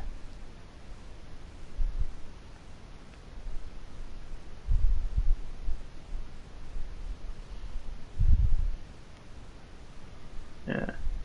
But no, because I think when it comes, like, going back to, like, all the, like, the Collingwood tours and stuff, like, I think it's very clear we're gonna definitely improve from 17th. It's just a matter of how far we improve. So, with the whole David King thing about top 4, like, even as positive as I am about Collingwood, like, I just don't think it's going to happen. We could have a point as someone. He's been in a lot of our streams, except for when he's been busy with work. Surely you should know. Yeah, I think we'll be between 6th and 12th, but it will not surprise me if we do make top 4. That's roughly what I'm thinking at the moment. Because that's the thing, like, we're going to have times throughout the season where we could be higher than 6th, but that doesn't mean that we'll obviously finish there, because no, he's not JP. Yep, just about timed that perfectly. You can't fault that shot. Nicely played, and it was 4 runs. 268, fucking hell. I can get some runs on the board.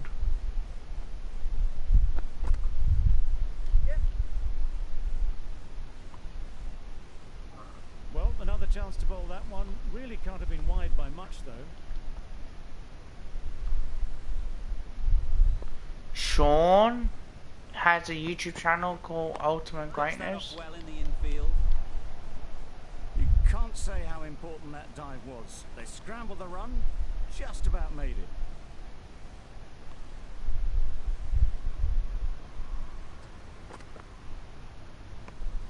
Obviously didn't like the look of that one.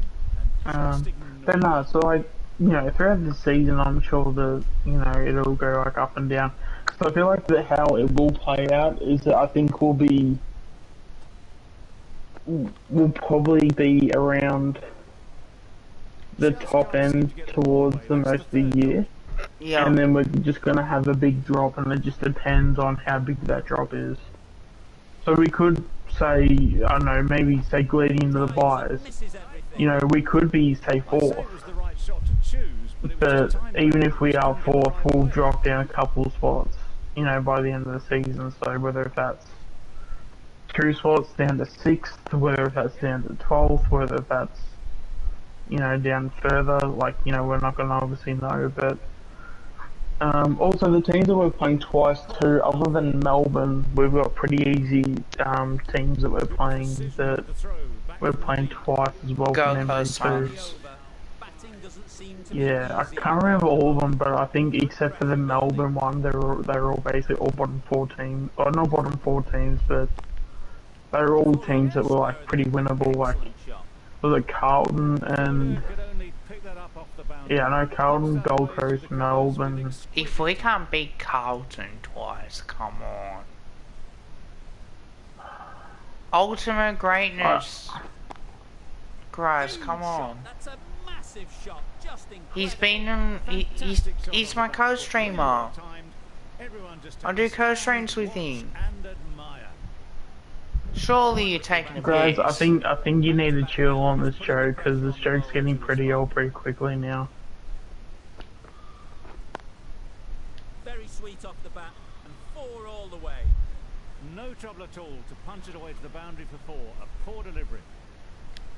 Will you listen to the crowd? They are loving it. Difficult to hear yourself think in here.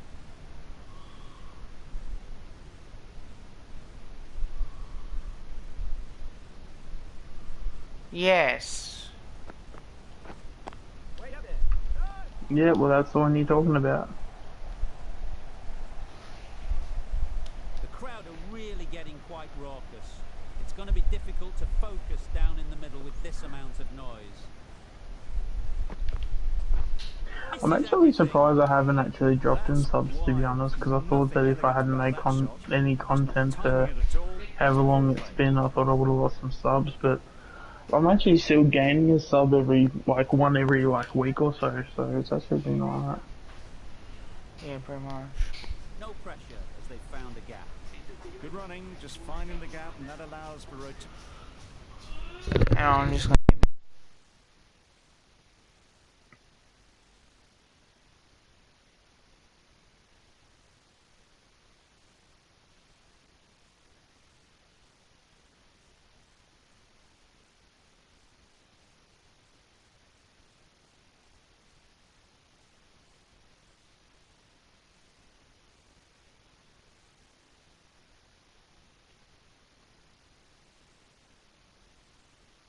Ultimate Dockers, nah, I'd rather have a good name, thank you.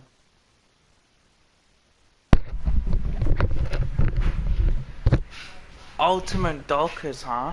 No way. Yeah, no, I literally just said, like, yeah, no, it's not that, I'd rather have a good name. Ultimate Collingwood, maybe. There's more chance of me being called that than Ultimate Dockers.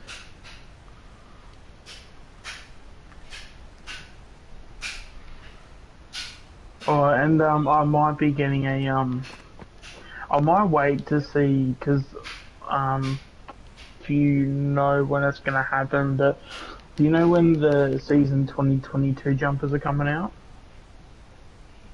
Not too sure. Because they'll have KFC on the jumpers, won't they? I think it's the same green season, I'm pretty sure. Well, KFC's come on board, so they'd have to have KFC on it. That's on somewhere on the jumper. Yeah, they'll have to. Because who was it? Was it wasn't it like an insurance company that left, and then we had to, and then we got KFC? Yeah. CGU, that's it. Don't mind getting hit for runs. What's important is to focus on getting But I guess wherever CGU was on the jumper, that's where probably KFC will go. Oh my, that's racing away. They only need a little bit of room, and you see how quickly the ball races away to the boundary. And I'm thinking of getting Braden Maynard, but we'll wait and see.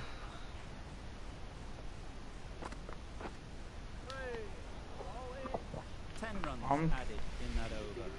Victoria are 5 for 237.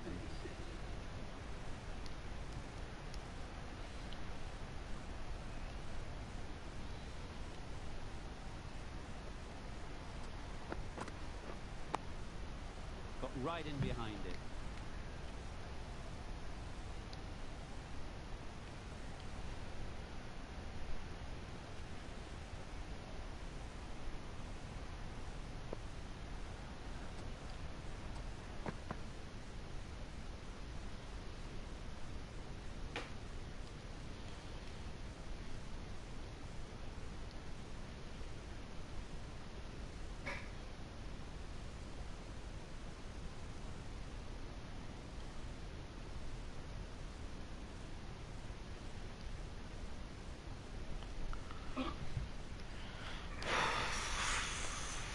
Bit of shape on the ball.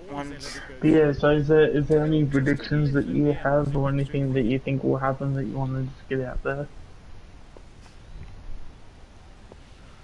Jack Cripps, all Australian. Yeah. Yep. Hit right on the body. Misjudged it a bit, maybe. Couldn't seem to get out of the way. That will have hurt. Maybe Body might check to have a breakout year. A breakout? So in terms of a breakout year for Checkers, what do you expect him to do? 30 goals plus? Not one that's going to rattle the stumps. That's what he always gets, isn't it? He always gets 30 every year. That is a gorgeous shot, straight through the covers. Look. Everything was right about it. The footwork to get back, and then the back coming through the ball beautifully.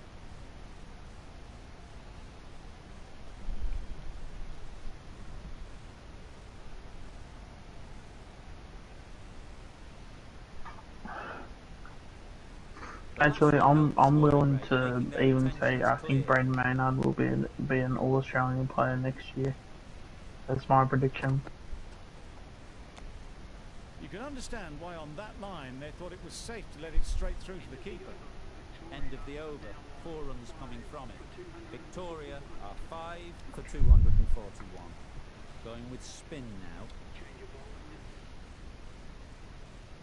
2018, 29, 36, 25, 34. So he's up there.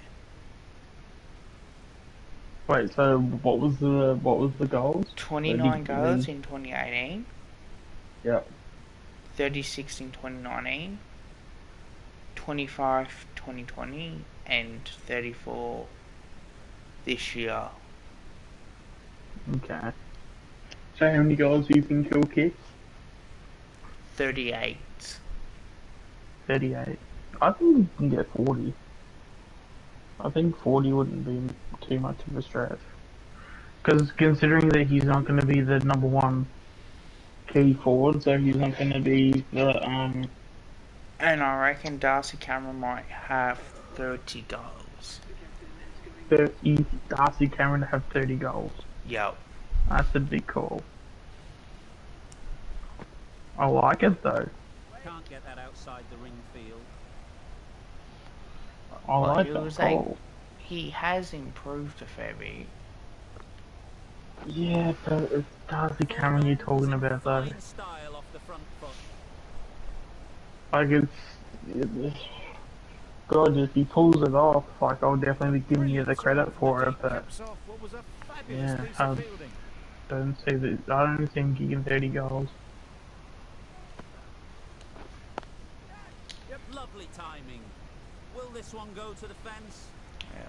But at least it's good to have these predictions, because like you can say, okay, I think that's going to happen, that's not going to happen, and but that's the thing, you know, the season will play out, and whatever happens, and we can look back on it and go, yep, shit, you said that, and you were completely right, and I was completely wrong in doubting your selection, or your, you know, the predictions that you made.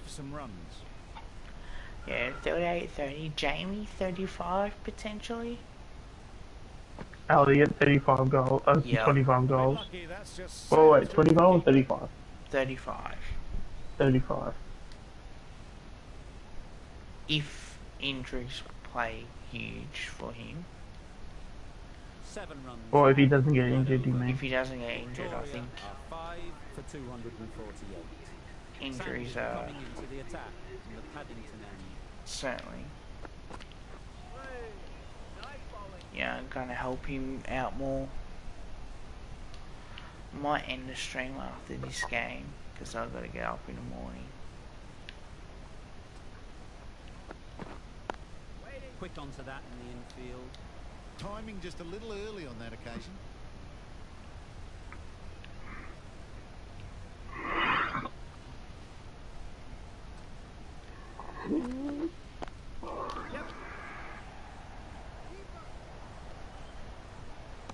There'll be 1 run here for them.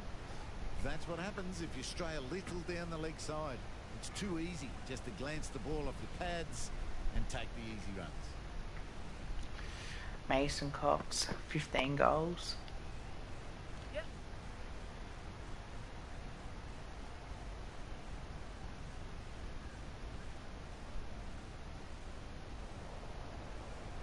How many goals for Cox? 15. Now it's time to really build a big score. If he How many scores more games do than you think he'll 15, I'll be play? happy. How many games do you think he'll play? Left alone and through About to the keeper. 4? 4 games. I think we'll use some other players, I think. The whole team goes up for that one. Yeah, no. So your prediction is that Cox is going to play 4 games, you think? Yeah, I don't think he'll. If he plays more, I'll be happy. But I think. Will definitely be on for the new batter as they take guard. And then in those 4 games, you think he's going to kick 15 goals? Yep. They're the sort of shots that you just stand and admire. Gets onto the back foot and rolls the wrist to keep control and find the boundary. Because he plays well against West Coast, yeah. Geelong. Yeah, but if you kick him 15 goals in 4 games, you don't get dropped. All the signs that they're reading the ball well. Guided it Like, away off the back even if you, boundary rope. I mean, even if you said like, I don't know, 5 games and 10, and he'll kick 10 goals or something, that's a bit better because, you know, it's not really as many goals. But if you kick him 15 goals in 4 games, you're averaging like basically just a bit under 4 goals a game. Like that's, you know, if you're doing that, then you're going to be winning most games. 15 goals plus. Put it that way.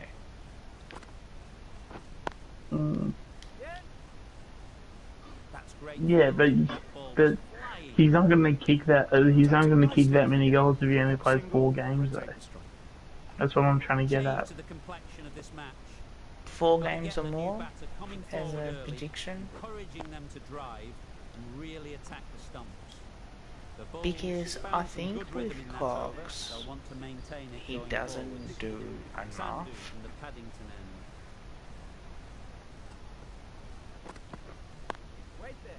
Like, get it through the field. I don't know, am I wrong into saying that?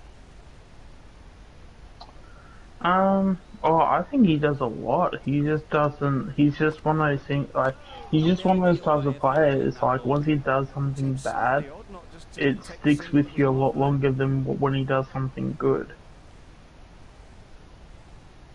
Because sometimes I see like he gets outworked. Like if he gets marked in the contest, I think he should be strong enough. Because now Anthony Davis is in that category as well, where he's not the best 75 player in the competition, not by a long shot. Yep, too good. Not sure anyone is going to cut that off. Through the hands at it, got it early, but enough on it to get full.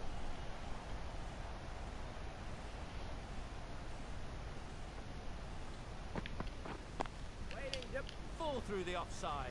Easy 4 as you runs and I won the game. That shot brings up the half century. How many did Cox play today? Very solid. I think this is just What's that, sorry? From the moment the openers walked onto the ground, you felt that.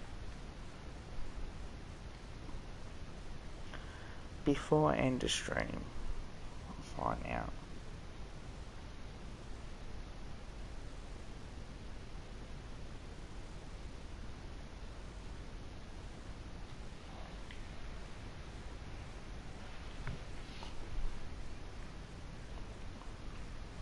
Okay.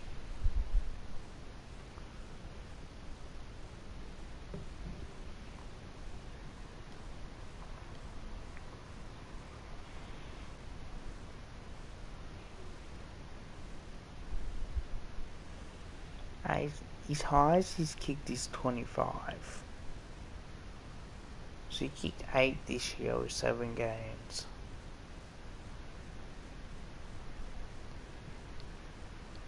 So if he can really perform better, potentially,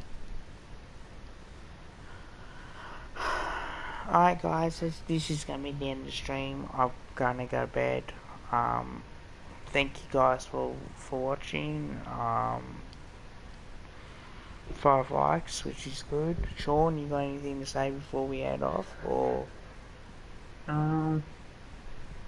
Obviously, obviously